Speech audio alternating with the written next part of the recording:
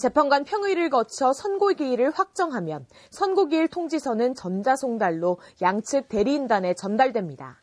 헌재 측은 송달 전 양측 대리인단에 전화를 해 미리 알리는 과정을 거칩니다. 이 때문에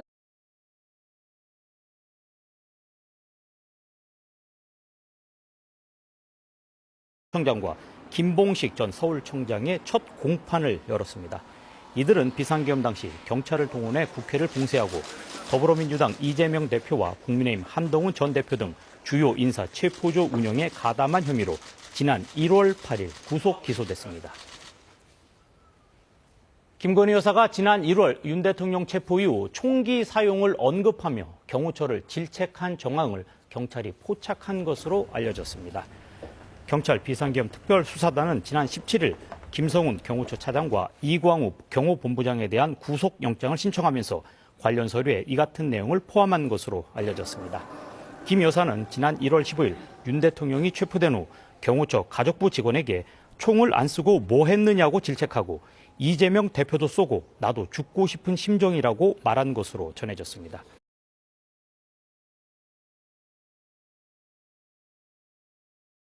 미국의 GDP 성장률 예측치를 작년 12월 기준 2.1%에서 1.7%로 낮췄고 인플레이션을 알 수 있는 개인 소비 지출 물가 PCE 상승률 예측치는 2.5%에서 2.7%로 올려 잡았습니다.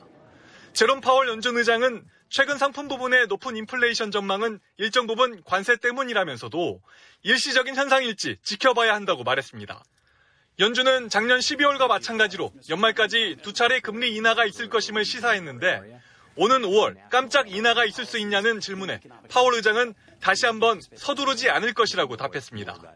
미국 경제가 침체할지에 대해선 여전히 가능성이 낮다고 봤습니다. But still at relatively moderate levels, still in the region of the traditional. So has moved up, but it's not high. 연준은 또 다음 달부터 양적 긴축의 속도를 더 늦추기로 했습니다. 이번 결정으로 한미 간 금리 차는 최대 1.75%포인트로 유지됐습니다. 뉴욕에서 MBC 뉴스 나세웅입니다. 네, 미국 연방공개시장위원회 이 FOMC 정례 회의와 관련해서 유상대 한국은행 부총재는 FOMC 결과가 시장의 예상과 대체로 부합했다라고 평가를 했습니다.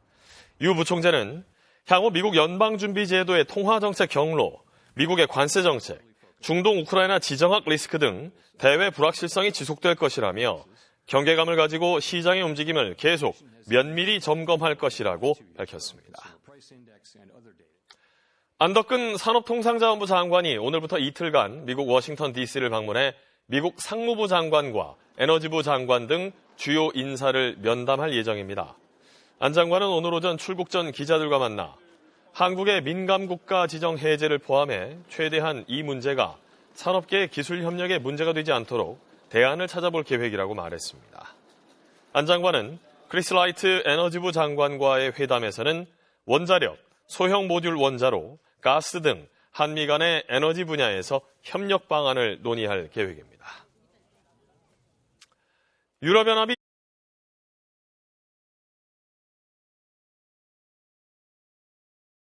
공직선거법 위반 혐의로 삼선 의원인 송 의원과 공범 3명을 불구속 기소했다고 밝혔습니다.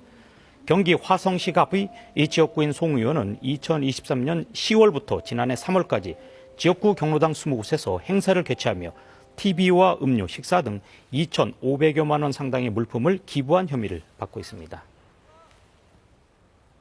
경찰이 이상후 우리들 병원 회장의 횡령 의혹 고발장을 접수해 강제 수사에 나선 사실이 뒤늦게 드러났습니다. 서울경찰청 금융범죄수사대는 이달 초 서울 강남구 우리들 병원 본원과 서울 강서구의 서울 김포공항점 등을 압수수색했다고 밝혔습니다. 이상호 회장은 2020년 12월부터 약 3년 반 동안 관계사 법인카드를 5억 원가량 사적 유용하고 컨설팅 명목으로 약 24억 원을 횡령한 혐의 등으로 고발됐습니다.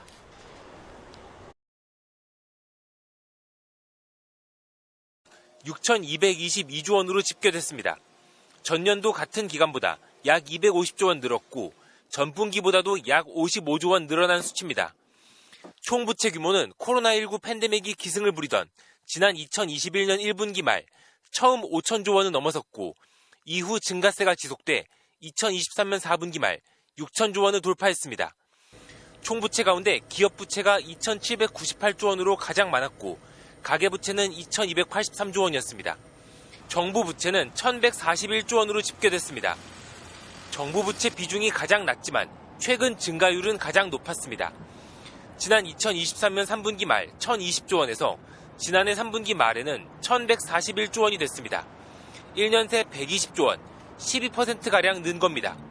같은 기간 기업과 가계부채는 2%대 증가율을 기록했습니다. 윤석열 정부 들어서 건전대정 한다고 했는데 실제로는 이제 세수가 많이 들어오지 않았기 때문에 적자우태나 이런 것들을 조금 더 많이 발행할 수밖에 없고. 다만 국내 총생산 대비 총부채 비율은 하락하는 추세입니다. GDP 대비 총부채 비율은 5분기 연속 하락하면서 지난해 3분기 말 247.2%를 기록해 지난 2021년 2분기 말 이후 가장 낮은 수준을 기록했습니다. MBC 뉴스 김건우입니다. 국민 10명 중 7명은 가계 형편이 지난해보다 나빠졌다라고 인식하고 또 물가 상승을 그 주요 원인으로 꼽았습니다. 한국경제인협회가 19세 이상 1,000명을 대상으로 실시한 설문조사에 따르면 응답자의 71.5%는 가계 경제가 1년 전보다 악화했다고 답했으며 가장 큰 어려움은 물가 상승이 72%로 압도적이었고 실질소득 감소가 12%로 그 뒤를 이었습니다. 물가가 가장 크게 오른 부문으로는 식료품, 외식비가 꼽혔습니다. 국토교통부는 준공 후 미분양 주택 증가에 따른 건설 경기 악화에 대응하기 위해서 한국주택토지공사 LH가 내일 준공 후 미분양 3,000가구에 대한 매입 공고를 낸다고 밝혔습니다. 매입 상한가는 감정평가액의 83% 수준으로 정했으며 LH는 매입 상한가 내에서 업체가 제시한 매도 희망가가 낮은 주택부터 순차 매입합니다. 매입한 주택은 시세의 90% 수준 임대료로 6년간 거주하다가 분양받을지 여부를 선택할 수 있는 분양 전환형 든든 전세로 활용합니다.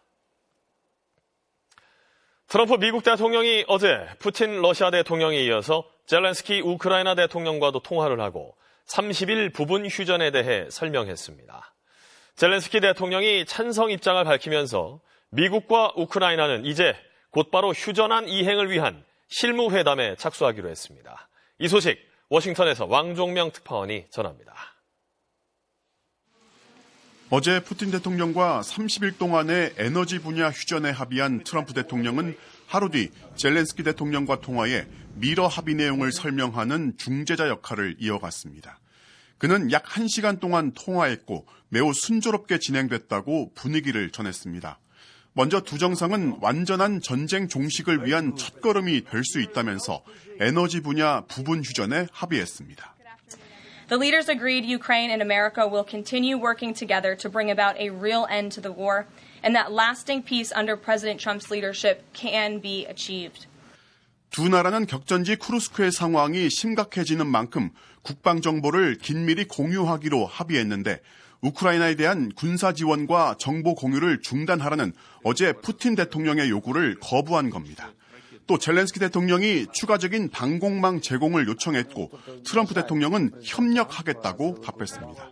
특히 이번 통화에서 우크라이나의 전력망과 원자력 발전소도 논의했는데 트럼프 대통령은 안전보장을 이유로 미국이 직접 우크라이나 원전을 운영하고 싶다는 뜻을 전했습니다. American ownership of those plants would be the best protection for that infrastructure and support for Ukrainian energy infrastructure. 에너지 분야 휴전에 찬성 입장을 밝힌 젤렌스키 대통령은 통화 직후 부분 휴전을 확장하기 위해 두 나라가 조만간 사우디아라비아에서 실무회담을 진행할 거라고 예고했습니다. 미국은 러시아와의 실무회담도 사우디에서 진행하기로 했는데 같은 장소에서 양측을 중재하며 휴전 협상을 주도하겠다는 의지로 보입니다. 워싱턴에서 MBC 뉴스 왕중명입니다. 네, 볼로디미르 젤렌스키 우크라이나 대통령과 러시아 국방부는 현지 시간 19일 협상 결과 상대 국가에 억류가 됐던 군인 175명씩을 서로 교환했다고 밝혔습니다. 러시아 국방부는 교환 외 조치로 응급치료가 필요한 우크라이나군 중상자 포로 22명을 추가로 우크라이나에 넘겼다고 덧붙였습니다. 음주운전과 불법 숙박업 혐의로 불구속 기소가 된 문재인 전 대통령의 딸 다혜 씨에게 검찰이 징역 1년을 구형했습니다. 서울 서부지검은 오늘 서부지법에서 열린 문다혜 씨의 첫 공판에서 음주 사고 당시에 혈중 알코올 농도가 높고 인명피해가 발생했다며 불법 숙박업소를 운영해 5년간 1억 3,600만 원의 수익을 얻은 점도 고려해달라며 징역형을 선고해달라고 요청했습니다. 문다혜 씨는 지난해 10월 서울 용산구에서 혈중 알코올 농도 0.149%의 만취 상태로 운전을 하다 교통사고를 내고 서울 영등포구 오피스텔과 제주 단독주택을 신고 없이 불법 숙박업소로 운영한 혐의로 재판에 넘겨졌습니다. 문다혜 씨는 혐의를 인정하며 사과하고 동일한 잘못을 반복하지 않겠다고 밝혔으며 1심 선고는 다음 달 17일에 내려질 예정입니다. 우리나라 축구대표팀이 오늘 저녁 경기도 고양 종합운동장에서 오만과 월드컵 3차 예선 7차전을 치릅니다. 우리 축구 국가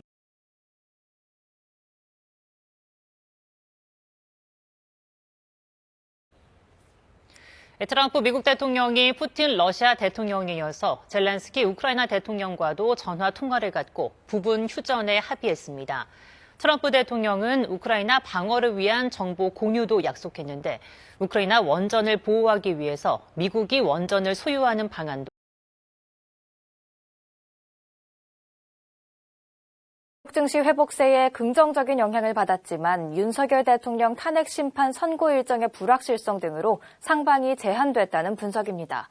투자 심리가 약하게 이어지면서 상승 출발했던 코스닥 지수는 하락 전환했습니다. 이 시각 현재 코스피 지수는 14.21포인트 상승한 2642.83포인트로 코스닥은 3.96포인트 하락한 734.39포인트로 움직이고 있습니다. 투자 주체별 매매 동향을 보면 유가증권 시장에선 외국인과 기관이 순매수 우위를 나타냅니다.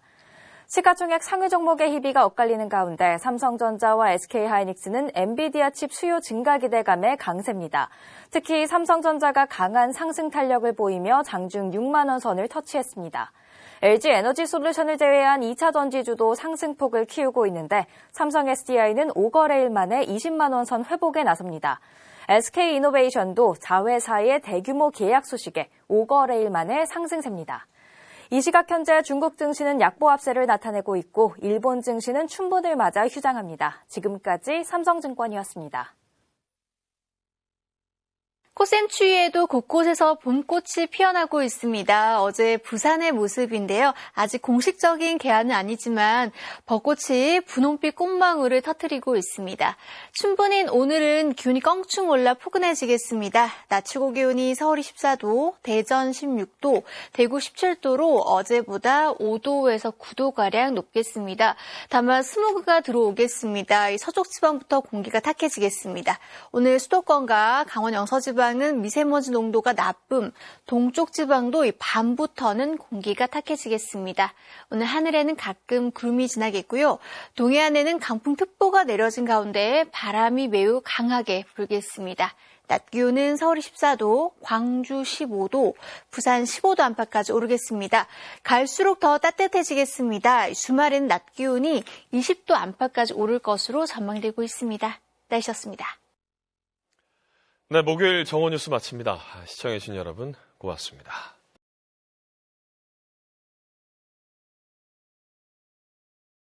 공습도 이틀째 이어졌습니다. 이스라엘 언론은 현지 시각 19일 새벽 가자지구 전역에서 포격과 헬기 공격이 목격됐다고 보도했습니다. 이스라엘군은 하마스 군사기지 등을 타격했다며 위협을 제거하기 위해 테러 목표물 공격을 계속할 것이라고 밝혔습니다. אם לא ישוחררו כל החטופים הישראלים והחמאס לא יסולק מעזה, ישראל תפעל בעוצמות שעוד לא הכרתם. 하마스의 가자 보건부는 이스라엘의 이틀간 공습으로 어린이 180여 명이 숨지는 등 사망자가 430명을 넘었다고 집계했습니다. فجأة مسمعنا للضرب فجأة كنا فوق قاعدين واستشهد نصهم 하마스는 협상의 문을 닫지 않았다며 휴전 복귀를 촉구했습니다. 새로운 협상 없이 기존에 합의한 대로 이행하자는 게 하마스의 주장입니다. 이스라엘에서는 정보기관 수장해임에 반대하고 가자 지구 휴전 복귀를 촉구하는 대규모 시위가 열렸습니다. 시위대 수천 명은 현지 시각 19일 낮부터 예루살렘의 주요 거리를 점거하고 행진했습니다. 두바이에서 KBS 뉴스 김계영입니다. 절기 춘분인 오늘은 따스한 봄바람이 불어와 추위가 누그러지겠습니다. 다만 서쪽 지역부터 점차 국외 미세먼지가 유입되겠습니다. 오늘 중부지방과 호남, 대구는 종일 초미세먼지 농도 나쁨 수준을 보이겠고 그 밖에 동쪽 지역도 밤부터 먼지 농도가 높아지겠습니다. 오늘 한낮에는 어제보다 기온이 크게 올라서 포근하겠습니다. 오늘 서울의 낮 기온이 14도, 진천이 16도, 김천은 17도까지 올라 어제보다 3도에서 9도 정도 높겠습니다. 기온은 점점 더 오르겠습니다. 내일과 모레는 서울이 18도, 일요일에는 21도까지 오르며 봄 기온이 완연해지겠습니다. 현재 강풍특보가 내려진 강원 영동과 경북 동해안에서는 순간풍속 초속 20m 이상의 돌풍이 부는 곳이 있겠고 그 밖의 지역에서도 바람이 강하게 불겠습니다. 또 울산과 일부 경남 지방에는 건조주의보가 발효 중인 만큼 불씨 관리를 잘 하셔야겠습니다. 지금까지 날씨 전해드렸습니다. 지난해 혼인 건수가 22만 건을 넘긴 것으로 집계됐습니다. 연간 혼인이 4년 만에 20만 건대를 회복했고 증가율도 역대 가장 컸습니다. 이승훈 기자의 보도입니다. 통계청이 집계한 지난해 혼인 건수는 22만 2천 건입니다. 전년인 2023년보다 2만 9천 건, 14.8% 증가했습니다. 연간 증가율로 보면 관련 통계가 작성된 1970년 이후 가장 큰 증가폭입니다. 혼인 건수는 지난 2012년부터 11년 연속 감소하다 2023년 증가로 돌아선 뒤 2년 연속 증가하고 있습니다. 주요 배경은 인구 효과와 코로나 효과입니다. 통계청은 1990년대 초반 출생아가 비교적 많았고 이들이 주 결혼 연령층인 30대 초반에 접어든 효과가 큰 것으로 보고 있습니다. 여기에 코로나19로 미뤄놨던 결혼을 많이 하는 경향도 겹쳤고 결혼에 대한 젊은 층의 긍정적 인식이 증가한 것도 영향을 준 것으로 보고 있습니다. 22년에는 50% 정도 답변을 했는데 긍정 답변을 24년에 했더니 52.5%가 긍정적인 답변을 했습니다. 평균 초혼 연령은 남성이 33.9세로 전년보다 0.1세 하락했고 여성은 31.6세로 0.1세 상승했습니다. 남성의 초혼 연령이 낮아진 건 2020년 이후 4년 만입니다. 초혼 부부 가운데 나이 많은 여성이 나이 적은 남성과 결혼한 비율이 19.9%로 역대 가장 높은 비율을 나타냈습니다. 결혼 유형 가운데서 외국인과의 혼인은 2만 1,000건으로 전년보다 5.3% 증가했습니다. 전체 혼인 가운데 9.3%가 외국인과의 혼인입니다. 이혼 건수는 9만 1,000건으로 전년보다 1.3% 줄었는데 그동안 혼인 건수 자체가 꾸준히 감소한 영향으로 분석됩니다.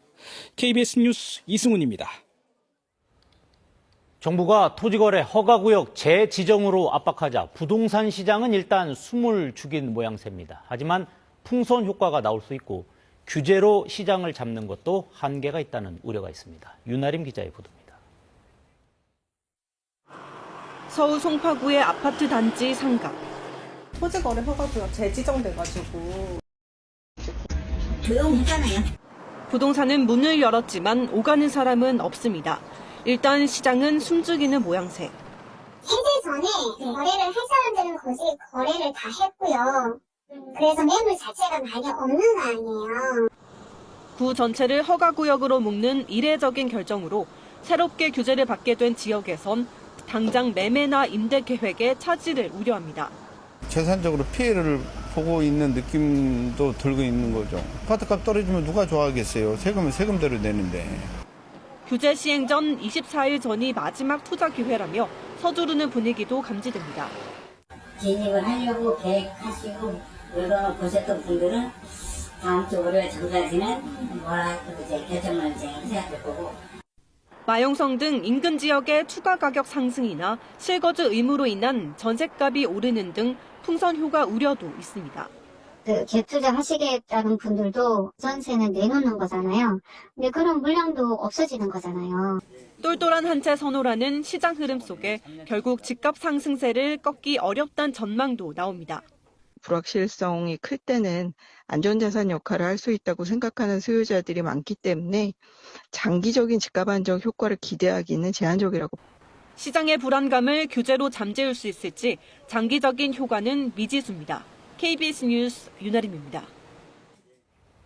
이복현 금융감독원장과 재계가 상법 개정안을 놓고 충돌하고 있습니다. 이 원장은 이사의 주주 충실 의무는 국제 표준이라며 반대하지 말라는 입장입니다. 여권에서의 우려도 이 원장의 소신을 꺾지 못하고 있습니다. 황현규 기자의 보도입니다. 이복현 원장은 예정에 없던 기자간담회를 열었습니다. 재계는 상법 개정을 반대하지 말라며 공개 토론을 하자고 했습니다. 험한 길을 마다하지 않겠다고 지금 나서고 있는 상황인데 환경협 측에 공개적인 열린 토론을 제안하겠습니다. 금감원 명의로 보도자료도 냈습니다. 이사의 주주 충실 의무는 국제 표준이다. 사실과 다른 주장이 제기된다며 정부 여당을 겨냥했습니다. 상법 개정에 따른 일상적 경영활동의 불확실성 문제를 주식회사들의 입장에서 보면 법률적 위험성이 극도로 높아진 법률안입니다. 상법 개정안이 국회를 통과한 지난 13일에도 비슷했습니다. 제2여권 행사에 대해서 차라리 직을 걸고 반대해야 되는 입장이 아닌가 이렇게 생각합니다. 검사 때 자기 하고 싶은 대로 하던 그 습관이 나오는 것 같아서 안타깝고 여권과의 대립각은 이번 주까지 이어졌습니다. 어떻게 직을 걸겠다는 표현을 그렇게 함부로 하세요? 이미 이제 위험한 도로로 와서 한참을 왔는데 다시 뒤로 돌아가는 건. 지난해 이 원장은 상법 개정이 필요하다는 입장이었다. 충분한 사회적 논의가 필요하다며 최근 여권과 보조를 맞추더니 상법 개정안 의결 이후 다시 방향을 틀었습니다. 혹시 소통을 좀 하신 적이 있으신지? 공개된 장소에서 얘기할 수 있는 내용은 아닌 것 같고요. 최상목 권한대행은 상법 개정안에 대한 입장을 아직 밝히지 않고 있습니다. KBS 뉴스 황현규입니다.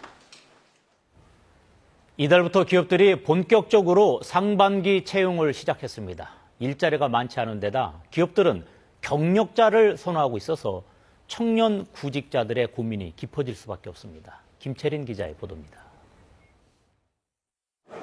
발 디딜 틈 없이 로비를 채운 사람들. 줄이 끝없이 늘어섰습니다. 새벽부터 채용 박람회를 찾은 청년들입니다.